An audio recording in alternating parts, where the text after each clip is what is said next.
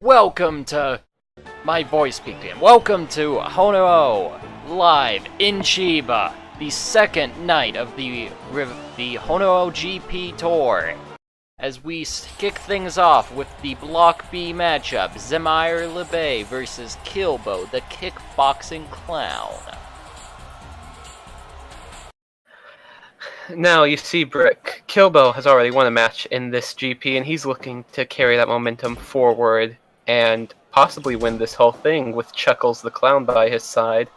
Yes. And Xemyr's just looking to make some impact that's not his face hitting the canvas. Yeah, you see, Killbo has that legend of the ring, Chuckles, in his corner, whereas Xemyr's just a guy in blue pajama pants, you know? But if he can whip out all those holds that karatekas are so well known for, then maybe, just maybe, he will not succumb to the strength of Killbo's clown shoes. You know, Xemyr's got he's got some big shoes that he's facing across from here. He's got big shoes to fill.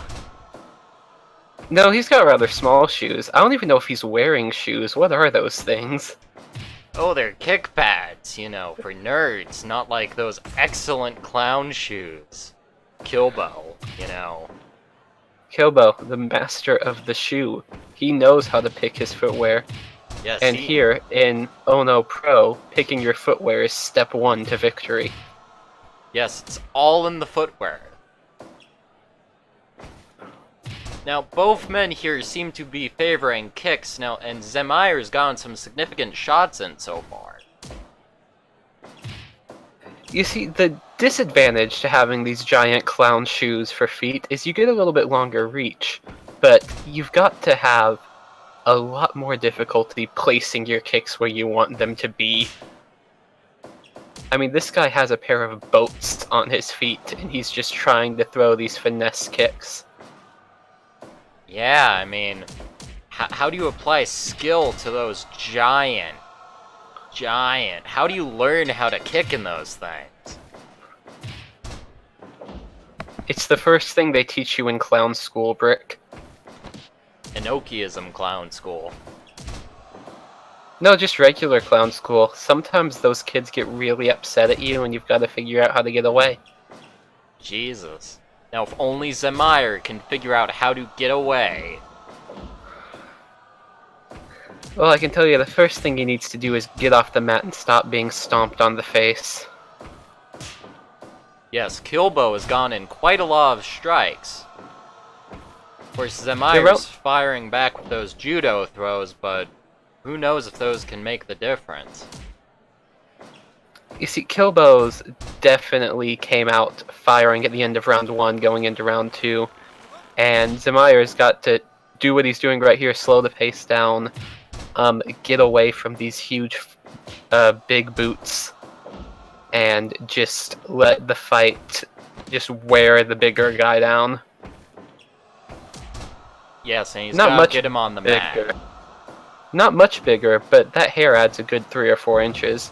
He's got a lot to land on.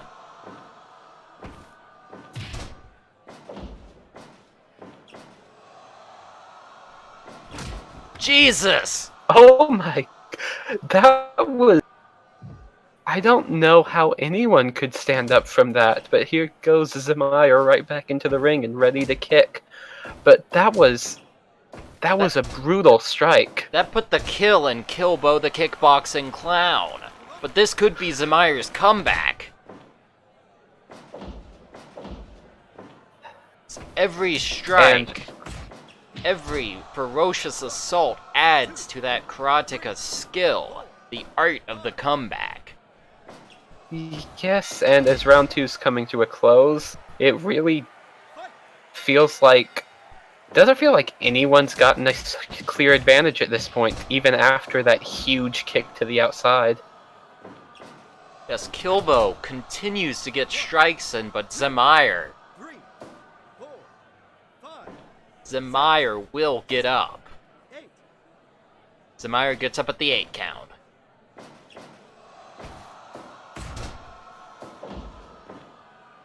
Of course, even with the Karateka's comeback abilities, you can only take so much damage, and Killbo might just end this match for Xemyr right here. Even if Xemyr gets up from this one, which he very well might, if he goes down one more time, that's it. But Yep, he doesn't that's even get up from this one. Killbo has defeated Xemyr.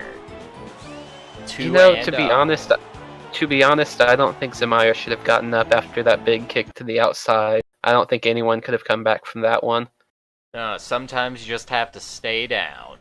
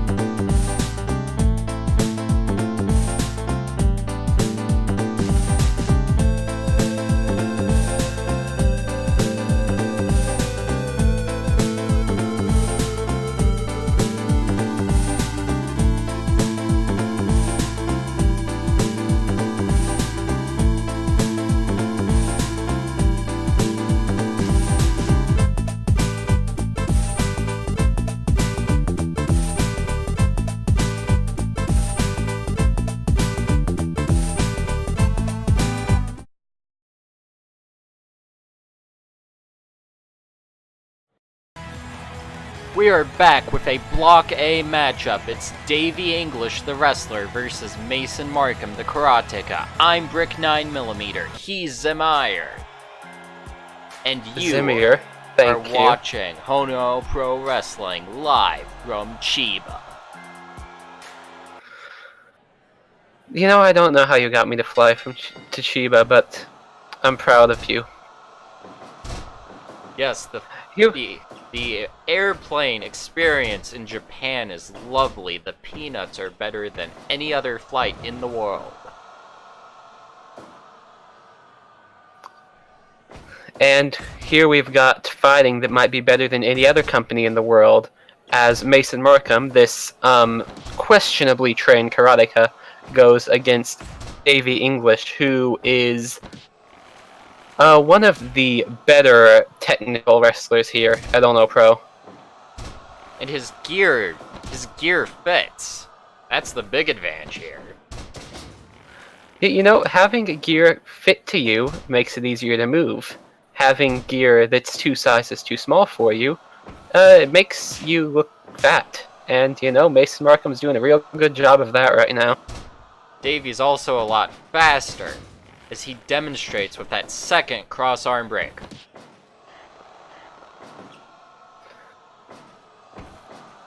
Again, Mason Markham has yet to win a match. His one attempt has been a losing effort, and Davey English is tied at the top of his bracket with his 1 win. Of course, that doesn't mean you should count Markham out just yet. Maybe his opponent just got a lucky win, because look at those strikes, and look at how he takes that Uranage! Yes, he just got dropped on his head. That's the advantage. 2 times. Mason Markham's doing a great job here at getting his neck broken. Of course, with every move Mason Markham takes is one step closer to the comeback. Yes, and with all of these big moves, and oh my, was that? If his neck gets broken first, that comeback won't matter. I didn't even know you could physically lift a man like that. Davey It was a English. brutal suplex to end round 1. Now he's down on the mat. Davey English may have lots of fancy suplexes, but he's got fancy holds as well. But can he beat the dreaded Russian leg sweep from Mason Markham? He's going to need a lot more of those Russian leg sweeps to catch up at this point. Jesus! I haven't seen Mason Markham get anything resembling offense in this contest so far. Davey English is a killer!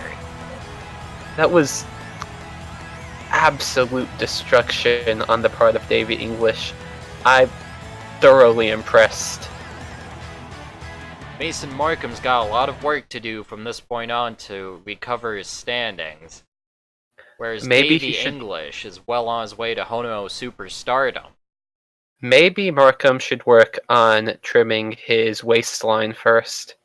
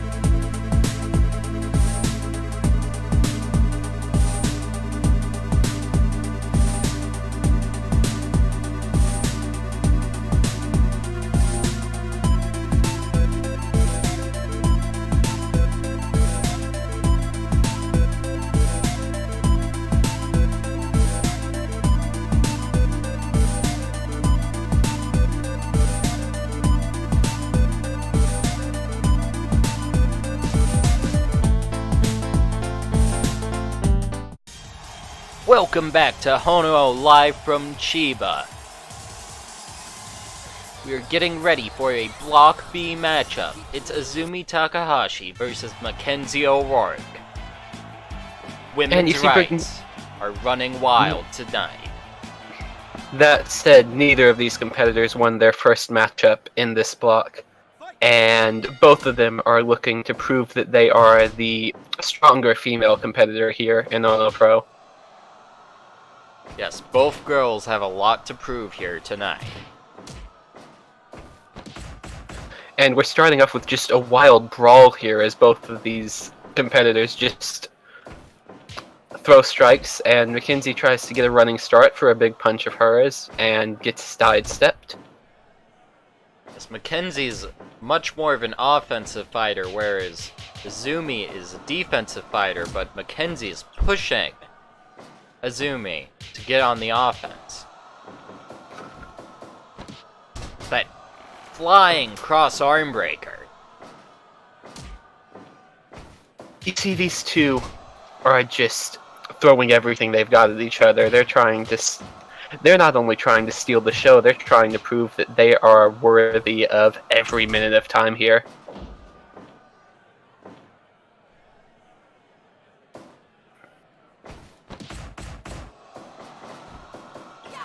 Jesus, running, jumping elbow from Makenzie O'Rourke and a punch rush. She's trying to end this one. But Azumi with the rodeo stretch. Her signature move. Oh. Now, Makenzie was only in there for half a second, but Jesus. Having all of that... Oh my! An amazing right hand there from Makenzie just ends the fight in the middle of the first round. Azumi didn't even have a chance. This is Mackenzie's greatest strength, honestly. Any single punch, and she throws a lot of very fast punches. Any one of those can end a fight.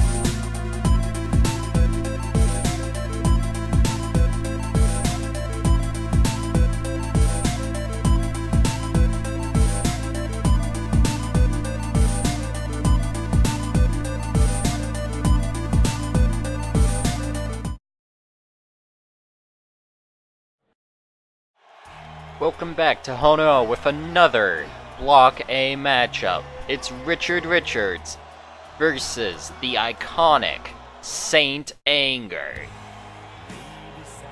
And Richard Richards is 1-0, and Saint Anger is 0-1. But these two competitors are perhaps far more evenly matched than that would lead you to believe, because Saint Anger was moments away from winning their match last week. Yes, Saint Anger is a risk taker, and every risk can pay off. On the other hand, Richard Richards is a very intelligent, very practiced, very tactical fighter. Of course, tactics don't mean much when you're getting kicked in the face, as kickboxers tend to do.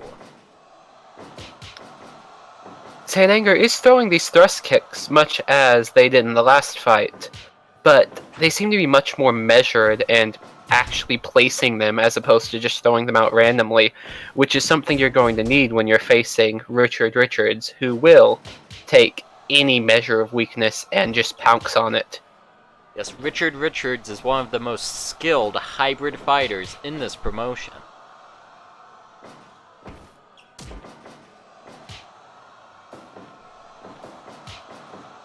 That said, we're probably about halfway through this first round, and nobody seems to have done anything to gain much of an advantage at this point.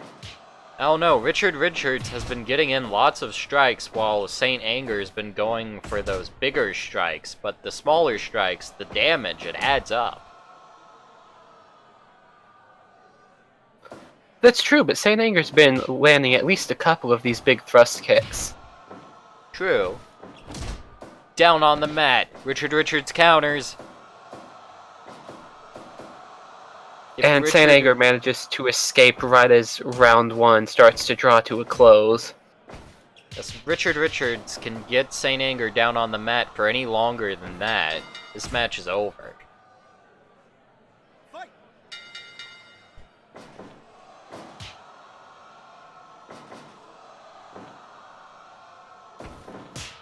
Kesagiri chops, one after another. A brutal series of chops bringing Saint Anger down to the ground. Speaking of, kicking, devastating knee rush. Popping Saint Anger in the mouth, rolling over the ankle lock. A huge sequence of moves there, and suddenly it looks like Richard Richards is far and away in the lead in this match. Richard Richards seems a little unhinged. Did you see that headbutt? Once again working on that ankle of Saint Anger. Richard Richards knows that every single one of his limbs is of use in a fight. If you're in a spot where he can headbutt you, he's gonna do it. Of course, all those ankle locks should help him deal with Saint Anger's thrust kicks, because if he takes out the ankle, those kicks are useless. Richard Richards just with a 540 kick out of literally nowhere.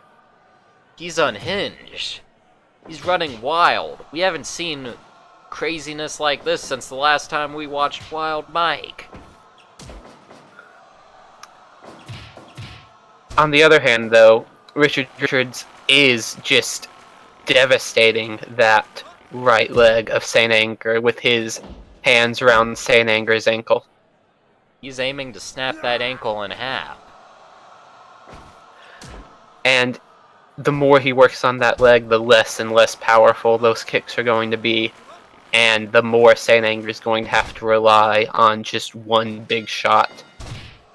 Of course, towards the end of the second round, we saw him changing up his approach a little. You gotta keep them on their toes. You can't just go back to the ankle time and time again, because eventually they're going to get wise to it. Even the least practiced technician in the world can eventually...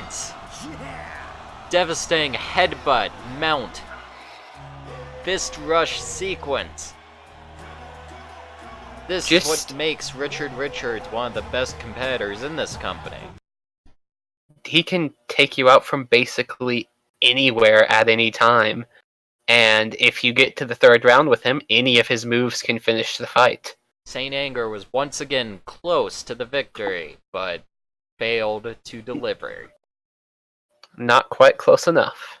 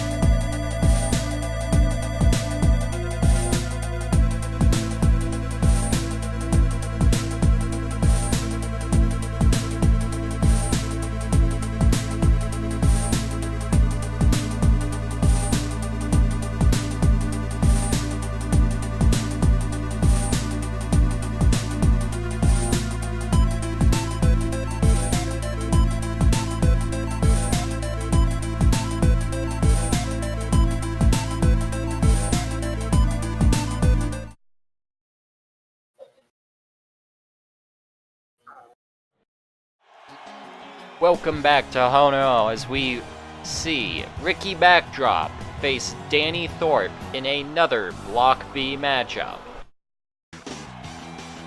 And both of these men won their first match in Block B, and so one of them's looking to get a huge lead leading into the third match and so on, because if they can win here, they're suddenly the man to beat in their block. Ricky Backdrop sends Thorpe out of the ring. Just shoves him out at the waist. It's not a terribly devastating move, but that fall's not going to be pretty. Backdrop already aiming for those famous suplexes of his. But he's not against a karateka. He doesn't... Danny Thorpe's not going to try to break the fall and come back later. He's going to block that suplex as quick as he can. Backdrop has to work for those suplexes. That's the thing with the hybrid fighter, is their damage... They deal damage a lot faster than a wrestler does. The wrestler has to get them prepared with holds, whereas the hybrid fighter can just unleash a barrage of strikes like that. The hybrid fighter can do a little bit of everything. Those huge strike rushes, that headlock takedown. If you can name it, there's a hybrid fighter who can probably do it as good as anyone else in this promotion. Backdrop has to catch up. Can't just keep trying to do those suplexes. Now, Danny Thorpe, I don't admire this tactic, but this is anything goes. He's going to work on the legs of this old man here. This backdrop has to adapt his approach here, or he's as good as done. He's barely accomplished anything in this first round. Thorpe just hammering away to close out the first round. I think one or two of those punches might have been after the bell, but the ref didn't seem to mind. Shining triangle cross arm breaker. It's more devastating than anything Backdrop's managed to lock in so far. In fact, what has he managed to lock in so far? I'm not entirely sure. A guillotine choke here from Danny Thorpe. Backdrop seems to be entirely outclassed. He keeps trying for these suplexes, hoping that a big... Jesus, he's an old man. That was brutal. That was... Danny Thorpe is making a statement here. Sure, young. Ricky Backdrop won his first match, but Danny Thorpe is the man here in Block B, and Ricky Backdrop would do well to remember that. Thorpe's young and he's hungry.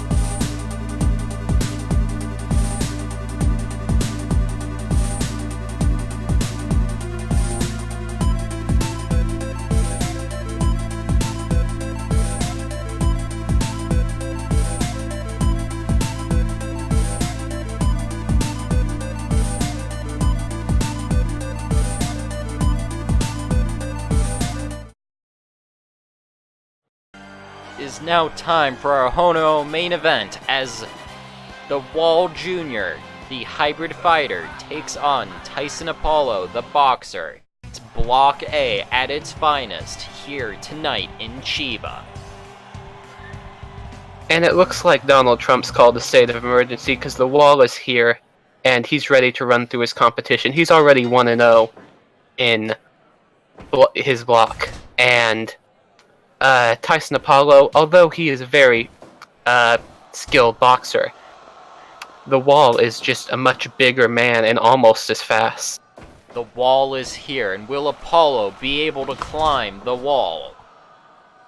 See, this is an interesting matchup because Apollo is a boxer, but the Wall was a boxer as well before transitioning into MMA.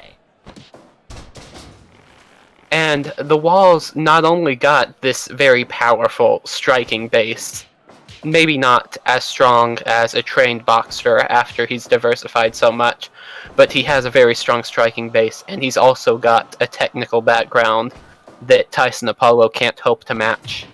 Of course, Apollo has an advantage as far as speed goes. While the Wall can take hits, Apollo can avoid. He can use his feet. And that's what he's doing right now. He's backing up, he's throwing some jabs, he's trying his best to stay out of the clinch, because that's where the Wall's going to shine here. Every strike from the Wall hits like a train. And you see the Wall's showing his speed here too, ducking out of the way of some of these jabs from Tyson Apollo. Yes, that's where he'll get Apollo, because of the Wall. He's big. He's got some skill of his own when it comes to footwork.